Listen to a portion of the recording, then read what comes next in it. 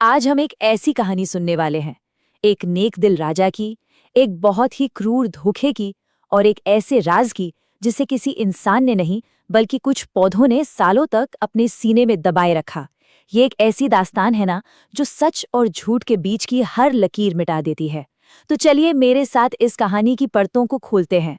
जरा एक पल के लिए सोचिए, क्या हो अगर हमारे आसपास के पेड़ पौधे जो हमेशा चुप रहते हैं, अचानक सच बोलने लगें। सोचिए कितने राज खुलेंगे। यही एक जादुई सवाल इस पूरी कहानी की जड़ है, और यही सवाल हमें एक ऐसी दुनिया में ले जाता है जहां सच सचमुच जमीन से उगता है। तो कहानी शुरू होती है राजा जयसिंह के राज्य से। बहुत ही नेक और इंसाफ पसंद राजा थे। उनके राज में प्रजा क्या, हर कोई खुश था, सब कुछ एकदम सही था। लेकिन इतनी खुशहाली के बावजूद राजा के दिल में ना एक बहुत गहरा दुख पसा हुआ था। राजा जयसिंह की 6 रानियां थीं और वो उन सब से बहुत प्यार करते थे। लेकिन 6 शादियां होने के बावजूद उनका आंगन बिल्कुल सूना था। मतलब उनकी कोई औलाद नहीं थी। और सोचिए, एक राजा के लिए इससे बड़ा दुख और क्या हो सकता है। पूरे राज्य को एक वारिस का इंतजार था और राजा को अपनी संतान का। फिर हुआ यूं कि एक दिन राजा शिकार पर निकले और घने जंगल में अपना रास्ता भटक गए। और बस वहीं एक झरने के पास उनकी मुलाकात हुई एक बहुत ही सीधी साधी लेकिन उतनी ही खूबसूरत लड़की से। उसका नाम था मोहिनी। राजा मोहिनी की सादगी पर इतने फिदा हुए कि उन्होंने फौरन उससे शादी कर ली। वो उसे अपनी 7वीं रानी बनाकर महल ले आए और एक नया नाम दिया, राजलक्ष्मी। लेकिन महल में इस नई रानी के आने से जो बाकी 6 रानियां थी ना, उनके दिलों में तो जैसे जलन की आग लग गई। और फिर जल्द ही वो खबर आई जिसका सबको इंतजार था। रानी राजलक्ष्मी मां बनने वाली थीं। राजा की खुशी का तो कोई ठिकाना ही नहीं रहा। पर उनकी ये खुशी बाकी रानियों की नफरत की वजह बन गई और बस उन सब ने मिलकर एक बहुत ही भयानक साजिश रच डाली। उन्होंने सही मौके का इंतजार किया। राजा को किसी जंग के लिए राज्य से बाहर जाना पड़ा और ठीक उसी वक्त राजलक्ष्मी ने 7 बच्चों को जन्म दिया, 6 बेटियां और 1 बेटा। लेकिन जैसे ही राजलक्ष्मी बेहोश हुईं, उन बाकी रानियों ने उन नवजात बच्चों की जगह पत्थर रख दिए। और जब राजा युद्ध से लौटे तो उनके कान भर दिए गए। उन्हें ये यकीन दिला दिया गया कि राजलक्ष्मी ने उन्हें धोखा दिया है। राजा इतने गुस्से में आए कि उन्होंने अपनी ही प्यारी रानी को सजा देकर महल में एक दासी बना दिया। अब इस बात को कई साल बीत गए।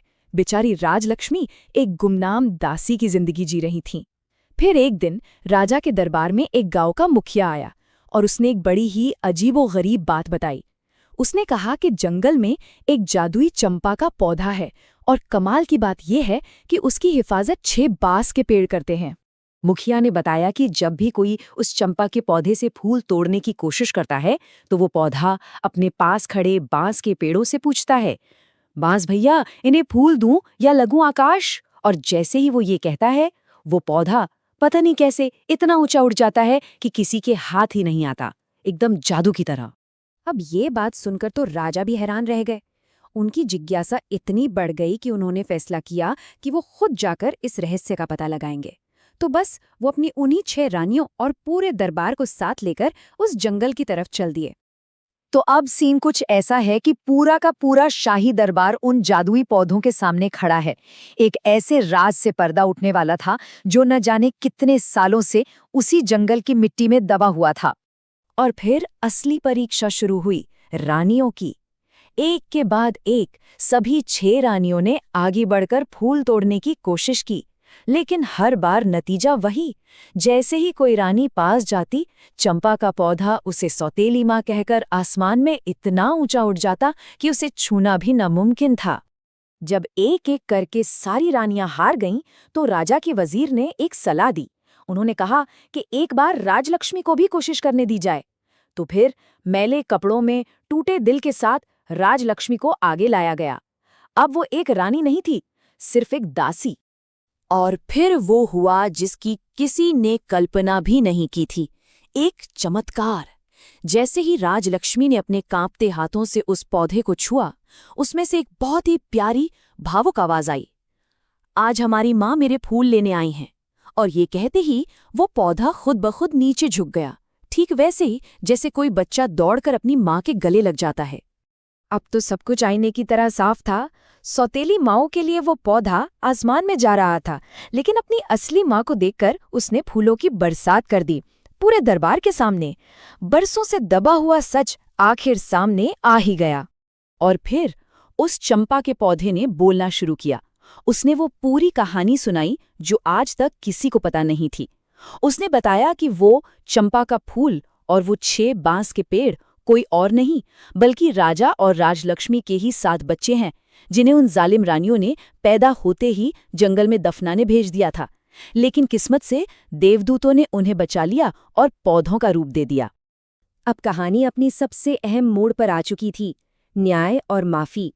सच सामने आने के बाद राजलक्ष्मी ने ईश्वर से प्रार्थना की और अगले ही पल वो 7 पौधे अपने असली इंसानी रूप में वापस आ गए।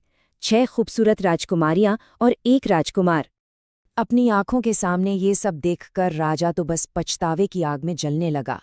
उसे अपनी भयानक गलती का एहसास हुआ कि कैसे उसने अपनी बेगुनाह पत्नी के साथ इतना जुल्म किया। वो फौरन राजलक्ष्मी के पैरों में गिर गया और माफी मांगने लगा। और सालों बाद वो बिछड़ा हुआ परिवार आखिरकार फिर से एक हो गया। गुस्से से भरे राजा ने तो फौरन उन 6 दुष्ट रानियों के लिए मौत की सजा का ऐलान कर दिया। लेकिन राजलक्ष्मी, उनकी महानता देखिए। उन्होंने अपने सबसे बड़े दुश्मनों के लिए भी राजा से रहम की भीख मांगी। तो न्याय तो हुआ, लेकिन दया के साथ।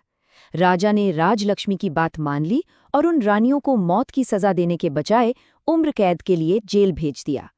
और इसके बाद राजा जयसिंह, रानी राजलक्ष्मी और उनके 7 बच्चे हमेशा के लिए एक साथ खुशी खुशी रहने लगे। और ये कहानी खत्म होते होते हमें एक बहुत गहरे सवाल के साथ छोड़ जाती है कि असली ताकत किस चीज में है, बदला लेने में या माफ कर देने में। शायद राजलक्ष्मी का किरदार हमें यही सिखाता है कि कभी-कभी सबसे बड़ी ताकत बदला लेने में नहीं बल्कि माफ कर देने की हिम्मत में होती है।